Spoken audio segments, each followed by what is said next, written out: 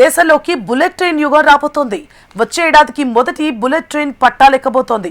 ముఖ్యంగా బుల్లెట్ ట్రైన్లకు హబ్గా హైదరాబాద్ మారబోతోంది. హైదరాబాద్ నుంచి చెన్నై, బెంగళూరు, ముంబై లాంటి ప్రాంతాలకు ఈ బుల్లెట్ ట్రైన్ రాబోతోంది. బుల్లెట్ ట్రైన్ కు సంబంధించిన ప్రాథమిక పనులు కూడా ప్రారంభమయ్యాయి.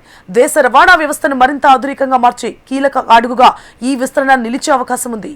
దేశంలో రైల్వే వ్యవస్థ పరుగులు పెడుతోంది.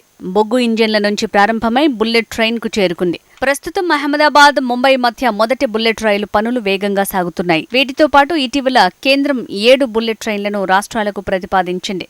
అందులో భాగ్యనగరం నుంచి 3 బుల్లెట్ ట్రైన్లను కేటాయించింది. హైదరాబాద్, ముంబై, పూణే డిపిఆర్ పూర్తవగా హైదరాబాద్, బెంగళూరు, హైదరాబాద్, చెన్నైకి సంబంధించిన డిపిఆర్లను సిద్ధం చేస్తున్నారు. ప్రతిపాదిత హైదరాబాద్, చెన్నై, హైదరాబాద్, బెంగళూరు బుల్లెట్ రైలు కారిడార్లకు సంబంధించి క్షేత్రస్థాయిలో అలైన్మెంట్ గుర్తింపు కోసం మార్కింగ్ పనులు ప్రారంభమయ్యాయి. National high speed rail corporation limited పర్యవేక్షణలో సర్వే బృందాలు ఇబ్రహీంపట్నం నియోజకవర్గ పరిధిలోని యాచారం మండలంలో ఇప్పటికే అనేక గ్రామాల్లో మార్కింగ్ ప్రక్రియను పూర్తి చేశాయి. హైదరాబాద్, చెన్నై కారిడార్కు సంబంధించి శంషాబాద్ ఎయిర్పోర్టు నుంచి ప్రారంభమై మహేశ్వరం, కందుకూరు, యాచారం మండలం మీదుగా నల్గొండ జిల్లా వైపు సాగుతుంది. ఎరుపు, తెలుపు రంగులతో సర్వే మార్కింగ్లు వేస్తున్నారు. అయితే ఇది ప్రాథమిక సర్వే అని, దీని ద్వారా ఏ మార్గాల్లో వెళ్లే అవకాశం ఉంటుందో సేకరించాల్సిన ఆస్తుల వివరాలు తెలిసే అవకాశం ఉందంటున్నారు అధికారులు.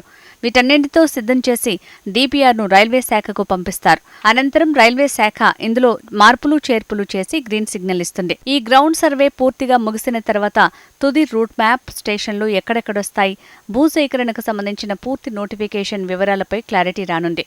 ఈ బుల్లెట్ ట్రైన్ ప్రణాళికలు విజయవంతంగా అమలైతే నగరాల మధ్య దూరాలు తగ్గటమే కాదు, వ్యాపారం, ఉపాధి, పర్యాటకం, ప్రాంతీయ అభివృద్ధికి కొత్త అవకాశాలు తెరుచుకుంటాయి.